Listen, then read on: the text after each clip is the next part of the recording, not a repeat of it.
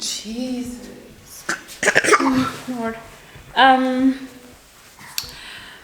Hello everybody. Hello everybody. My name is Diesel and this is Butter and Babies. So bear in mind today I'm shooting with my toddler moving around, and his favorite thing to do these days is to jump on a table and run. Don't grab my camera. So yeah, that's his favorite thing to do these days. So if I jump up and move and run after a person, it's because that little person is more important than the video. So yeah. No, don't open there.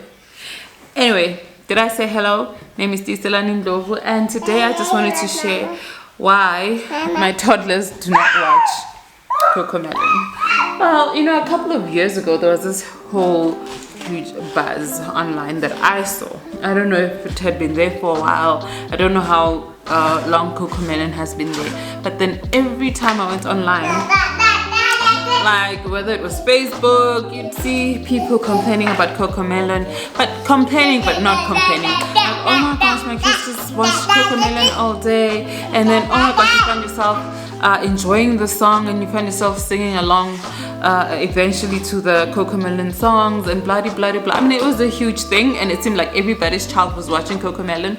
I didn't care for it. I didn't even fall for the buzz. I just didn't care, honestly. So Nyeleti never watched cocomelon until the pandemic.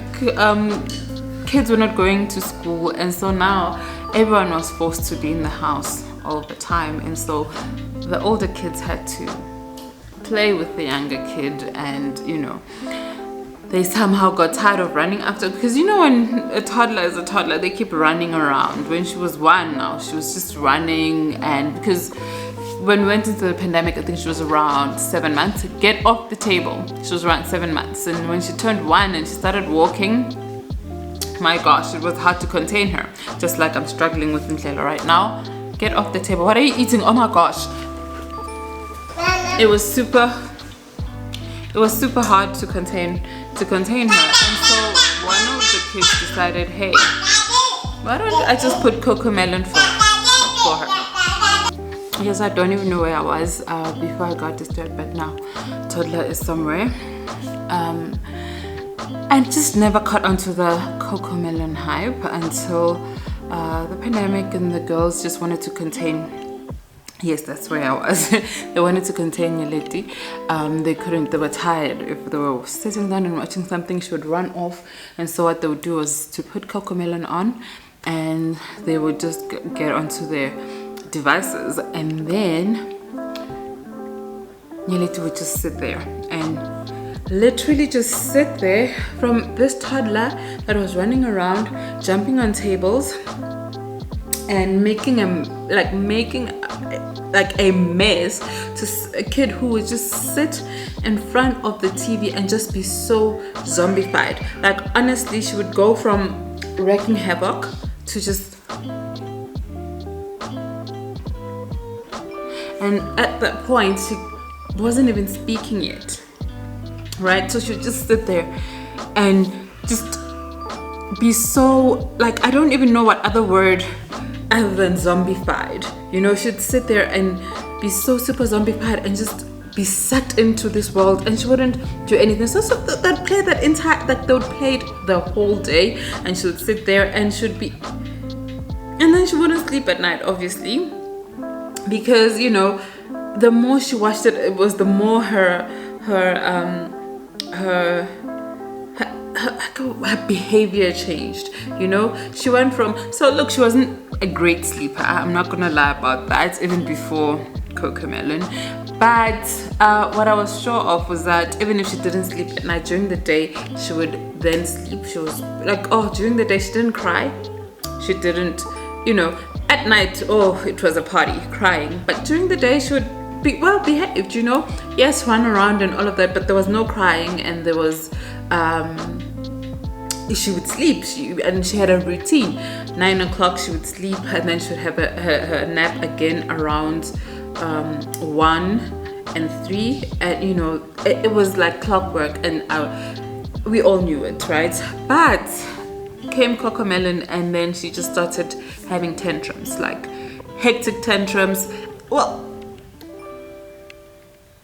yeah, she started having tantrums. She started crying, and she would like put her hands like this. Like, honestly, this thing used to freak me out. I actually thought maybe something was wrong. I actually wanted to take her to the doctor to find out what this whole thing was about, because she would just all of a sudden put her hands on top of her. So you can't see me, but she would be like this, like on top of her head, and then she would start crying. It was hectic, and she would cry the whole day, cry the whole night. And if you didn't put cocomelon on, she would like, this person didn't even know how to put together sentences, but she'd be like, Coco run, Coco run. And we're like, no, we're tired of this thing. And we're like, Coco run. She was saying cocomelon, she couldn't say cocomelon. Coco run, put me Coco run. And then when we didn't, she'd go to her dad, Coco run. And daddy's little princess, okay, like, so she would go, and then daddy would come out and say, put on cocomelon for her, you know. And then we would put it on, but you could see that, you know, the addiction was getting stronger and bigger. And the way, I mean, she was just this person. We got to a point where we thought something could be very wrong. You know, I actually wanted her to be taken for like some sort of a psychological assessment, because they were crying, the non-stop crying, the putting the hands on top of her head, and like the crying was bad. Like, we think that she probably has a headache from the crying. Her nanny, I mean, she wasn't the greatest of nannies, but she would say, no man, like, you're gonna get a headache, you're gonna get a headache. She just acted so super weirdly, and one day I was like, no, I think it's the cocomelon, because if we don't put it on, like, the tantrums she throws were just hectic. And I was like, no, we should stop the cocomelon. And so we told everyone in the house that let's not let her watch cocomelon at all. And so that's what we did. We stopped the cocomelon. And but because kids are clever these days, right? So every time she got a tablet, like whoever's iPad, because she would grab whoever's iPad and just scroll through, and she would actually go and hide somewhere, and then go to Netflix, go to her account, because she knows her account. She would go to her account and watch cocomelon, and would find her there. So when she didn't watch it, you could tell that the behavior was sort of normalizing again, and then all of a sudden you'd see her crying again and doing all these weird things. And then, you know, we then discovered that, you know, every time she hides, she's watching cocomelon. I didn't want to come forth as one of those people, because, like, honestly, I sometimes hate it when people come and say, oh, these because there are people who actually believe that cartoons from a certain channel, I'm not even sure which channel it is, because I don't actually follow those things, right? They think that they're demonic and all of that kind of stuff. I don't actually follow that, and I didn't want to come forth as that kind of a person who hyper spiritualizes everything. So it wasn't even from that angle. For me, it just didn't sit right. I could feel it that when she watches cocomelon, she changes. She becomes a different person, you know. And so they were about to visit my mom for the first time, and there's no fiber and, you know, that kind of internet where, you know, TVs are hooked up like we do here. And so I was like, please, whatever you do, don't let her watch cocomelon for the whole month. So I knew they were going to be there for the whole of December and the first week and a half of January. I was like, do not let her watch cocomelon at all. This was last year, December. And they were like, there's no way. We're not going to give her a phone. We're not going to give her a tablet. Well, an iPad. We're not going to, you know, all she's ever going to do is watch DSTV, and she's going to watch what's on DSTV. Guys, her whole mood changed. She stopped crying all the time. Like, honestly, she stopped crying, because right now she wasn't even getting a chance to go hide somewhere and watch. No one was giving her any kind of device there. They told me she was sleeping through the night, and that she wasn't crying at all. She was jolly. Like, she changed. And I even saw it when we went down to go fetch them, that she wasn't crying anymore. This whole thing wasn't there anymore. Like, she was just super. And then we drove back home January, and when we got here, I think it was January or February, we had a visitor, and because kids watch cocomelon, I guess, and so he decided, oh, let me just put cocomelon for they were like, no cocomelon, but she had already watched it, and all that work went down the drain. It all started again. Then we knew that I was right. The instincts, the motherly instinct that I had, that cocomelon was one that was changing her sleeping habits, her eating habits, her behavior as a whole. Like, I could see it, and I had that instinct that it was cocomelon, and I was right. I was so right. And so, he was like, no, I didn't know. And obviously he didn't know. So it's not like we're blaming him that he put cocomelon. So we explained to him that, no, we don't do cocomelon anymore. And so we had to start again for watching that day.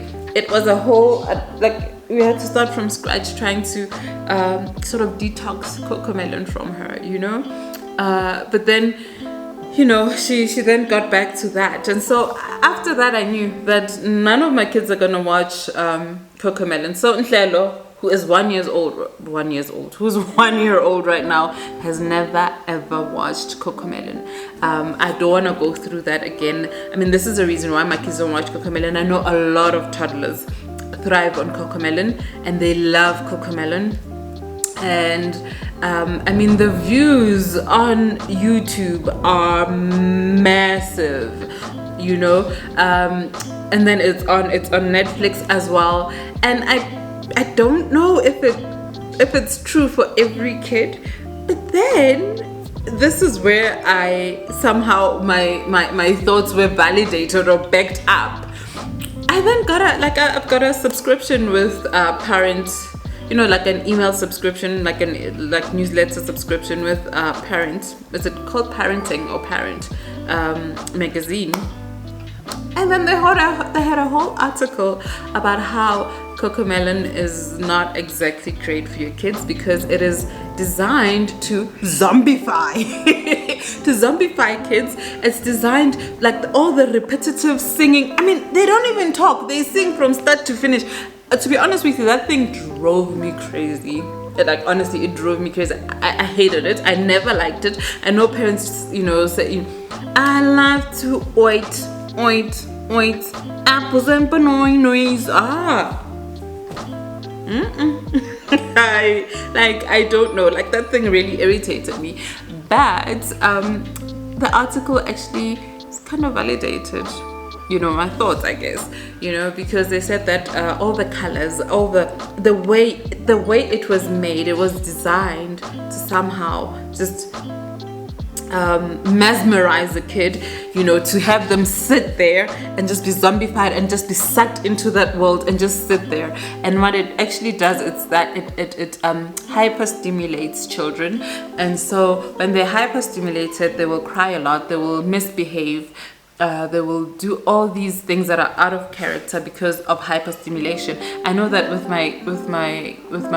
Basani, when she was a baby, we always knew that when we went out to the mall, like even when she was like around 1 or 2, like Basani is like a more quiet and together. She's like me. She's like me. We ambiverts. She's very much like me, and so. Every time though, when we went to the mall, she'd get so super stimulated by all the people, and I think it makes sense because she'd rather be at that time, I guess she wanted just to be around the people that she knows.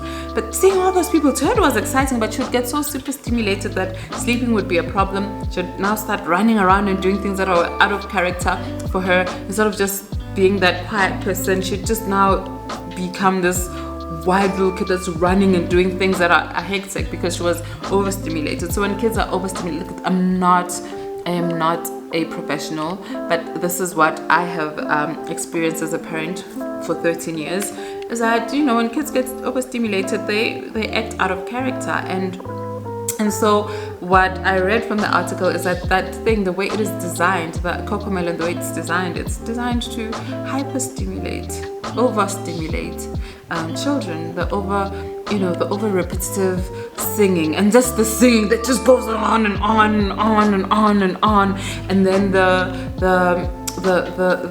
even the way the colors are, the way everything, the way the whole thing was conceptualized was conceptualized in a way of just mesmerizing kids and just what's the word again, hypnotizing them, because, you know, they will sit there and they will not go anywhere. They will watch that thing 24/7. I mean, if your kids watch cocomelon, you'll know they will ask for it, they will cry for it, and when they do watch it, nothing else exists in their world. Only that cocomelon world exists, and that can't be healthy. That can't be healthy for kids. That can't be healthy for their minds. That can't be healthy for their development. But anyway, I guess that every parent makes a decision for their kids, because I don't know, maybe there are kids who actually function great while watching cocomelon, but for me, for this reason, none of my toddlers watch cocomelon. Anyway, thank you for joining me. I know this wasn't very vlogmasy. This wasn't very vlogmasy. That's why I didn't even do a countdown on the calendar. But anyway, I'll see you next time. Ciao, ciao.